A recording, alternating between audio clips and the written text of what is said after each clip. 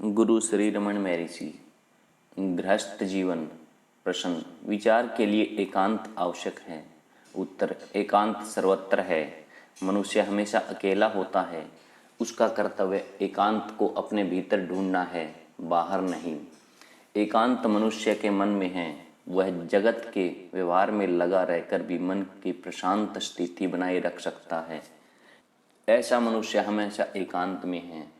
दूसरा मनुष्य वन में रहकर भी अपने मन को यदि संयम में नहीं रख सकता तो वह एकांत में रहता है, ऐसा नहीं कहा जा सकता। एकांत मन का कार्य है। इच्छाओं के साथ आसक्ति वाला मनुष्य जहाँ कहीं भी रहे, एकांत नहीं पा सकता, जबकि अनासक्त मनुष्य सदा एकांत में है। प्रश्न, तो मनुष्य काम में लगा रहकर भी इच्छाओं से मुक्त रह सकता है एवं एकांत बनाए रख सकता है, क्या यह ठीक है? उत्तर, हाँ। आसक्ति से किया गया क्रम बंधन है और अनासक्त भाव से किया गया क्रम कर्ता पर कोई प्रभाव नहीं डालता। जो इस प्रकार क्रम करता है वह काम करते हुए भी एकांत में है। प्रश्न, हमारा दैनंदिन जीवन इस प्रकार के प्रयत्न के लिए अनुकूल नहीं है। उत्तर, आप क्यों सोचते हैं कि आप सक्रिय हैं? आपके यहाँ आने का ठोस उदाहरण लीजिए। घर छोड़कर आप बैलगाड़ी में बैठे, ट्रेन में बैठे और यहाँ रेलवे स्टेशन पर उतरकर पुनः बैलगाड़ी में बैठे और इस आश्रम में आ गए। पूछने पर आप उत्तर देते हैं कि आपने नगर से यहाँ तक की यात्रा की। क्या यह सच है? क्या यह तथ्य नहीं है कि आप जैसे थे वैसे ही रहे और पूरे मार्ग पर वाहनों की गति हुई, जैसे यानों की गति का भ्रम से आप अपने आप पर आरोप करते हैं? यही स्थिति अन्य कार्यों को भी है। सब कार्य आपके अपने नहीं बल्कि ईश्वर के हैं। प्रश्न, निरंतर सक्रिय रहना जिसमें आवश्यक हो ऐसे गृहस्थ के कर्तव्यों के बीच निवृत्ति और मानसिक शांति कैसे प्राप्त की जा सकती है? उत्तर, चूंकि ज्ञानी की प्रवृत्ति अपनी दृष्टि में नहीं केवल दूसरों की दृष्टि में होती है, वह चाहे कितने ही बड़े कार्य में व्यस्त हो वस्तुतः कुछ नहीं करता। इसलिए उसके कर्म निवृत्ति की निष्क्रियता एवं मन की शांति में मार्ग में अवरोधन रूप नहीं बनते, क्योंकि वह इस सत्य को अच्छी तरह जानता है कि सारी क्रियाएं केवल उसके सानिध्य में होती रहती हैं और स्वयं वह कुछ भी नहीं करता। इस कारण वह होने वाली सब क्रियाओं का मौन साक्षी बनकर रहता है। प्रश्न, क्या पश्चिम के लोगों के लिए अंतर्मुख होना अधिक मुश्किल है? उत्तर, हाँ। वे राजसिक हैं, मन से आवश्यकता से अधिक सक्रिय हैं, अतः उनकी शक्ति बाहर की ओर प्रवाहित होती है। हमें आंतरिक रूप से मौन रहकर आत्मा को भुलाए बिना बाह्य क्रियाओं में प्रवृत्त होना चाहिए। क्या एक अभिनेता जो रंगमंच पर स्त्री का पाठ करता है यह भूल जाता है कि वह पुरुष है? इसी प्रकार हमें भी जीवन के नाटक में अपने पाठ का अभिनय करते समय इन पाठों से एक रूप नहीं होना चाहिए। प्रश्न, मनुष्य दूसरों के आध्यात्मिक प्रमाद को कैसे दूर कर सकता है? उत्तर, आपने अपने आध्यात्मिक प्रमाद को दूर किया है। आप अपनी तलाश को भीतर आत्मा की ओर मोड़िए। आपके भीतर क्रियाशील हुई शक्ति दूसरों में भी कार्य करेगी। प्रश्न, लेकिन मैं दूसरों को उसकी परेशानी और प्रश्नों में सहायता कैसे कर सकता हूँ? उत्तर, यह दूसरे की बात कहाँ से आई? सिर्फ वह एक ही है। मैं तुम वह इत्यादि नहीं है, केवल एक आत्मा है जो सर्वरूप है। ऐसा अनुभव करने का यत्न कीजिए। यदि आप दूसरों के प्रश्न में विश्वास करते हैं तो आत्मा से बाहर किसी वस्तु में विश्वास करते हैं। बाह्य क्रम के बजाय आप सबकी एकता का अनुभव करके उसकी सर्वोत्तम सहायता कर सकते हैं। प्रश्न, क्या आप ब्रह्मचर्य का समर्थन करते हैं? उत्तर, जो ब्रह्म में निवास विचरण करता है वह सच्चा ब्रह्मचारी है। तब इच्छाओं का प्रश्न ही उत्पन्न नहीं होता। प्रश्न, श्री अरविंद के आश्रम में यह कठोर नियम है कि विवाहित दंपति साथ रह सकते हैं लेकिन जातीय संभोग नहीं कर सकते। उत्तर, उसका क्या अर्थ है?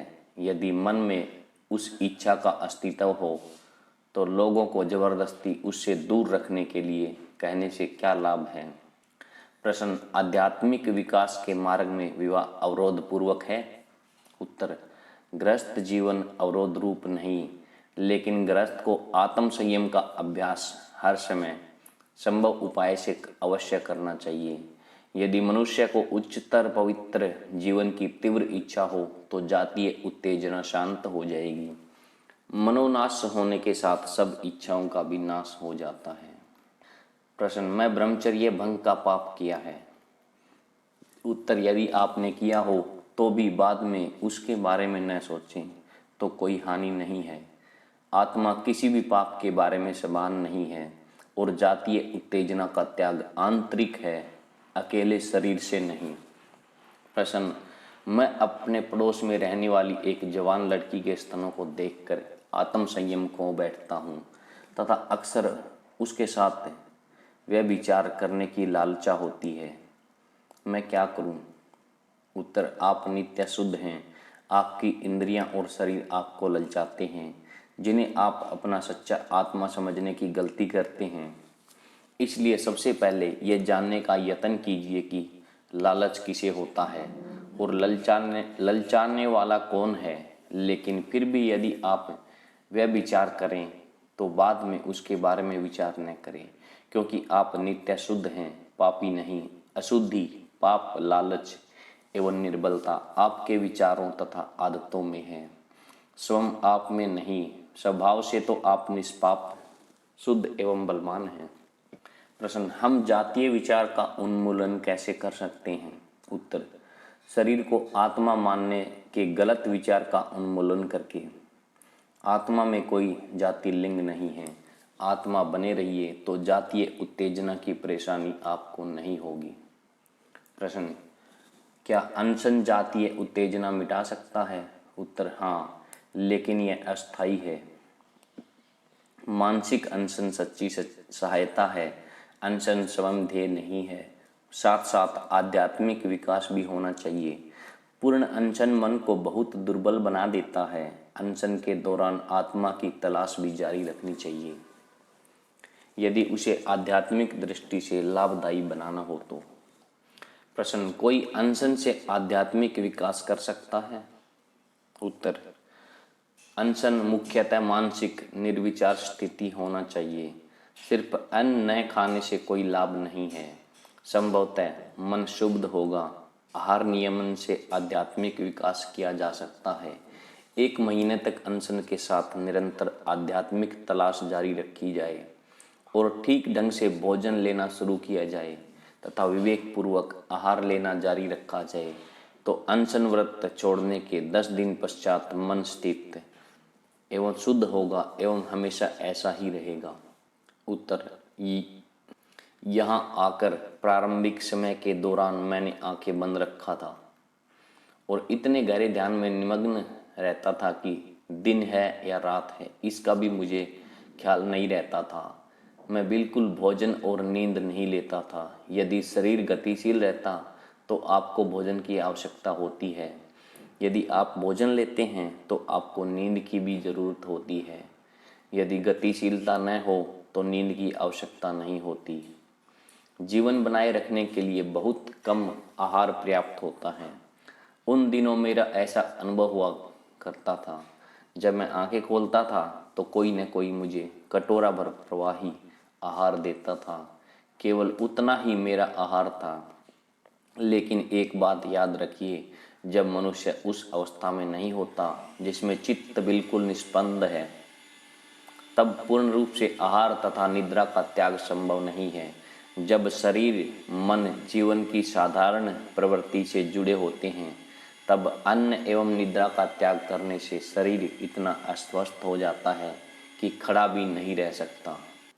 साधक को कितने आहार एवं निद्रा की आवश्यकता होती है, इस विषय में कई मत हैं। कुछ लोग कहते हैं कि रात के 10 बजे से 2 बजे तक सोना पर्याप्त है, अर्थात 4 घंटे की नींद पर्याप्त है। कुछ लोग 4 नहीं 6 घंटे की नींद पर्याप्त मानते हैं। इसका अर्थ है आहार तथा निद्रा का अतिरेक नहीं होना चाहिए। कि यदि आप इन दोनों में से किसी एक को पूर्णतः छोड़ना चाहते हैं तो आपका मन निरंतर उसके प्रति उन्मुख रहेगा।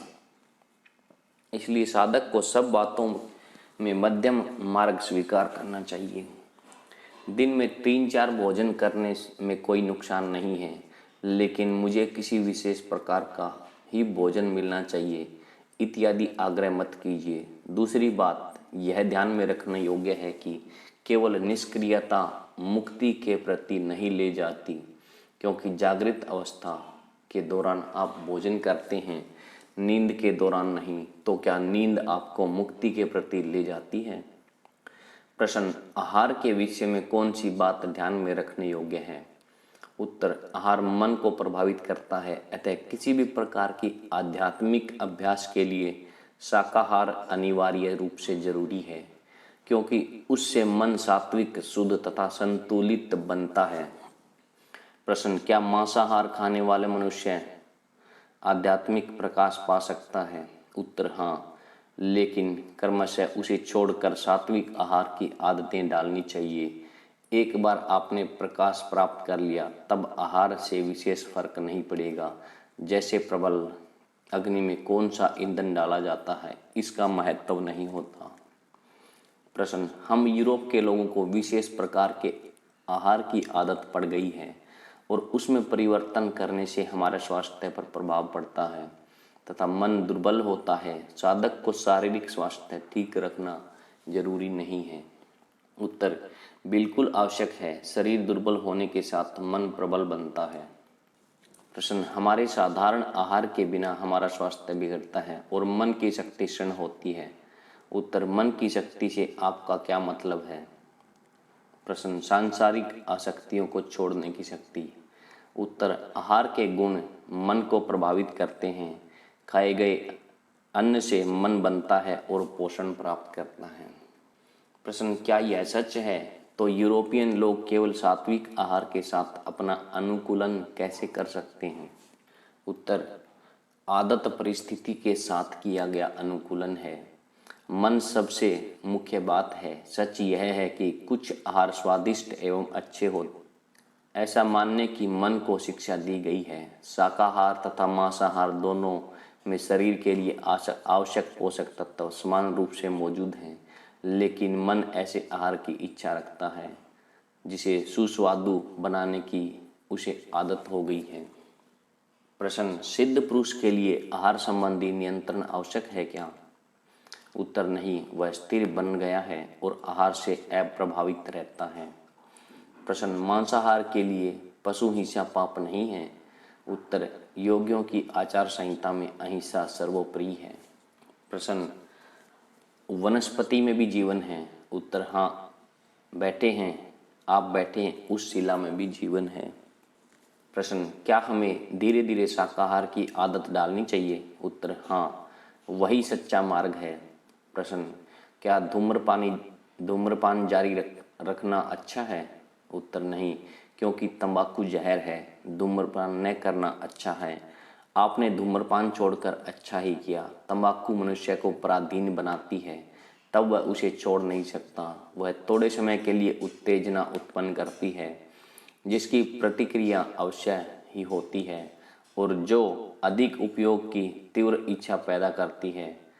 यह ध्यान अभ्यास के लिए अच्छा नहीं है। प्रश्न, मांस तथा मद्य के त्याग की आप सलाह देते हैं? उत्तर, उनको छोड़ना इच्छनीय है, क्योंकि नए साधकों को इस त्याग से अच्छी और जरूरी सहायता मिलती है। सामाजिक रस्म एवं आदत के कारण उनका त्याग मुश्किल लगता है, इसलिए नहीं कि वे वस्तुतः आवश्यक है।